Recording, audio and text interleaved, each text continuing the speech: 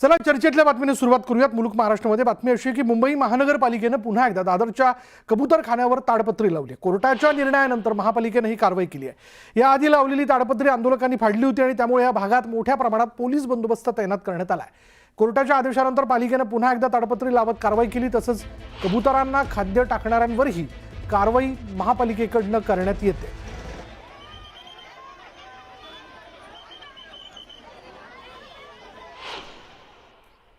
जैन समाजामध्ये दादरचा जैन वाटतं मला कोणी नाही, त्रास त्यांनाही होतोय ना। आता हे जैन जे येत आहेत, जे म्हणून शस्त्राची भाषा करतायत, त्यांना ना आम्ही मराठी माणसं काय गप बसणार नाही। आम्ही शस्त्र काय, आमचा इतिहास खूप जुना आहे आणि आम्हाला शस्त्र काढायला तुम्ही सांगू नका। आणि शस्त्र काढायचं तर काढून दाखवा तुमची शस्त्र, मग आमची शस्त्र काय ते आम्ही तुम्हाला दाखवू। आणि कोर्टाच्या पुढे जर तुम्ही जात असाल, आता प्रत्येक टायमाला म्हणतात न्यायाची व्यवस्था शेवटची, पण न्यायालयाने दिला ना, लोकांच्या हिताने न्याय दिला ना। मग ह्यांच्या जैन मंदिराला, ह्यांच्या मंदिराला जाळ्या काय? तुमच्या म्हणण्याप्रमाणे जे शस्त्र उगारू, तर संपूर्ण भारताचा इतिहास जर धार्मिक प्रमाणे जर बघायला गेलं तर बुद्ध समाज आणि जैन समाज हे शस्त्र ते कसं काय कोण बोललं आहे, अत्यंत चुकीचं बोलले। कारण भगवान महावीर आणि भगवान बुद्ध या दोन्ही जे प्रमुख आहेत त्या धर्माचे, त्यांचं आहे की शांतपणे आणि शांतीने करायचं आहे। हे शस्त्र उगारा वगैरे फार पलीकडचं आहे। यानंतर बघूया मुंबईतील कबूतरखान्यांवरून सुरू झालेला वाद चिघळण्याची शक्यता आहे। मुंबई हायकोर्टाच्या आदेशानंतर कबूतरखान्यात पक्ष्यांना खाद्य टाकण्यास बंदी घालण्यात आली। मात्र यावरून आता जैन समाज आक्रमक झाल्याचं आपण पाहतोय। कबूतरखान्यासाठी आम्ही उपोषण करणार आहोत, मात्र वेळ पडली तर शस्त्र देखील हाती घेऊ असा इशारा जैन मुनी निलेश चंद्र मुनी यांनी दिला। त्यांच्या या वक्तव्यावरून आता वाद उफाळून आलाय। आता हा जो निर्णय आहे कोर्टामध्ये चालू आहे।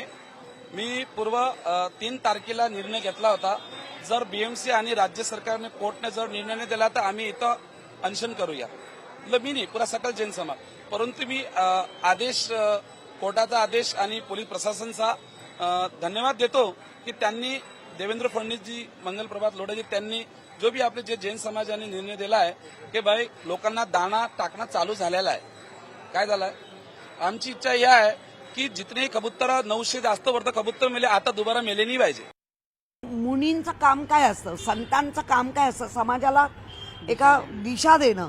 हे संत दिशाहीन झालेत। ही भाषा आहे संताची, ही त्यांच्या मुनीची भाषा आहे। आम्ही हातात शस्त्र घेऊ, घ्या तर खरं, हे काय भाषा आहे बरं? कबूतर कोणी तुमच्या नावावर केली? पशु पक्षी सगळे आहेत, सगळ्या जीवांना वाचवायचंय, सगळ्या जीवांना दाना पाणी मिळालं पाहिजे। पण काही मग वाघ का ना शहरात सोडत? तुम्ही सगळ्यांचं ठरवताय कोण कुठे राहणार, कोण काय खाणार, कोण किती श्वास घेणार, हे जैन मुनी नाही ठरवणार। तुम्ही नक्की जैन समाजाला आम्ही मानतो, पण याचा अर्थ अशा भाषा असता कामा नये।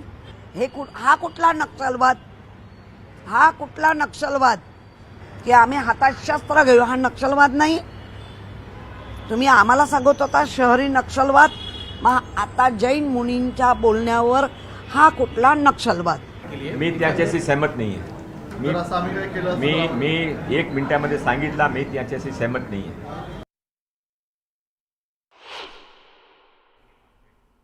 त्यामुळे कबूतरखान्यावरनं सुरू झालेला सगळा वाद जो आहे त्याबद्दल आता वेगवेगळ्या प्रतिक्रिया त्यांना दिसत आहेत। पण जैन समाज शिष्टमंडळ मुंबई महापालिका अधिकाऱ्यांच्या भेटीला पोहोचल्याचं कळतंय।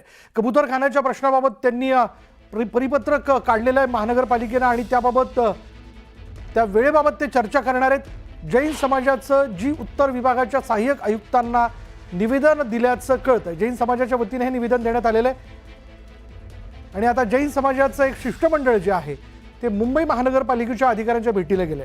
या भेटीमध्ये महानगरपालिकेने जे परिपत्रक काढलंय आणि त्या परिपत्रकात ज्या वेळा नोंदवण्यात आलेल्या आहेत या संदर्भात या जैन समाजाच्या वतीने त्यांच्याशी चर्चा केली जाईल। अधिक तपशील आपण जाणून घेऊयात। आमच्या प्रतिनिधी सुष्मिता भदाणे या सगळ्या घडामोडी आपल्यापर्यंत पोहोचवत आहेत। सुष्मिता, आत्ता या क्षणाचा अपडेट काय?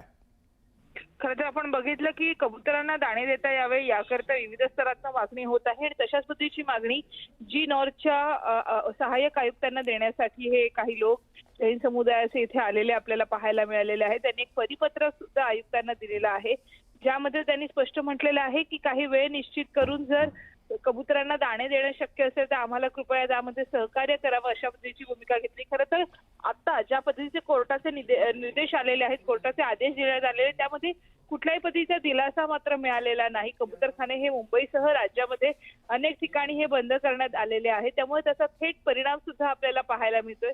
एकीकडे राजकीय रंग पाहायला मिळत असताना प्रशासकीय बाबींमध्ये सुद्धा हा मुद्दा पुढे नेण्यासाठी अशा पद्धतीचं हे परिपत्रक जे आहे, पत्रक जे आहे ते सहाय्यक आयुक्तांना देण्यात आलेलं आहे. धन्यवाद सुष्मिता या सगळ्या तपशिलाबद्दल. बघूयात या निवेदनानंतर नेमका काय निर्णय घेतला जातोय, पण यामध्ये तरी चित्र सध्या स्पष्ट आहे की या विषयाला घेऊन न्यायालयाने निर्णय दिला. कबूतरखान्यांच्या संदर्भात त्यांनी कबूतरखाने जे आहेत ते आरोग्याच्या दृष्टीने, लोकांच्या आरोग्याच्या दृष्टीने बंद ठेवावेत या दृष्टीने आदेश देऊ केलेले आहेत. म्हणून आता दादरमधील देखील कबूतरखाना जो आपण बघतोय पुन्हा एकदा त्याला काल पोलीस बंदोबस्तामध्ये ताडपत्रीने पूर्णतः बंदिस्त करण्यात आलंय.